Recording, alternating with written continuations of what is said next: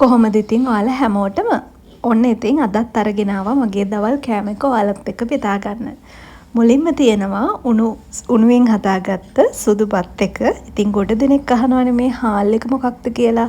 ඉතින් ඔයාලා ඩුබායි ඉන්න කෙනෙක් නම් ඩබල් හෝස් බ්‍රෑන්ඩ් එකේ පොන්නි රයිස් කියලා තියෙනවා. ඒක ගන්න. ඉතින් අර ලංකාවේ සම්බා පොන්නි හාල වගේම තමයි. ඒක හරිම රසයි වුවහම එකට කැලෙන්නේ නැහැ. බත් ඇට වෙන් වෙලා හරිම රසට කන්න පුළුවන්. ඉතින් මුලින්ම තියෙනවා රසට උයාගත්ත බෝංචි ව්‍යංජනයක්. ඉතින් ඒක තෙල් දාලා කිරි දාලා තමයි රසට හදාගත්තේ. ඊට පස්සේ ඉස්සෝ ටෙම්පරාදුවක් හදාගත්තා.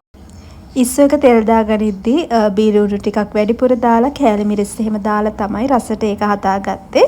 ඒත් එක්කම අල හොදි එකක් හදාගත්තා කිරි දාලා මේක. හරිම රසට අල ටික මම මුලින් තම්බගෙන ඊට පස්සේ තමයි අල කිරි හොදි එක හදාගත්තේ. ඊට පස්සේ තනියට පපඩම් ටිකකුත් පැදගත්තා. ඉතින් ඔන්න ඔය විදිහට තමයි අද දවල් කෑම වේල ලෑස්ති වුනේ. ඉතින් මේ සේරම හදාගත්ත විදිහ ඔයාලට බලන්න ඕන නම් මම YouTube එකේ සම්පූර්ණ වීඩියෝ එක දාලා තියෙනවා. ඔයාලට පුළුවන් ගිහිල්ලා බලන්න. අදට මම ගිහින් එන්නම්. ඔයාලා හැමෝටම සුබ දවසක්.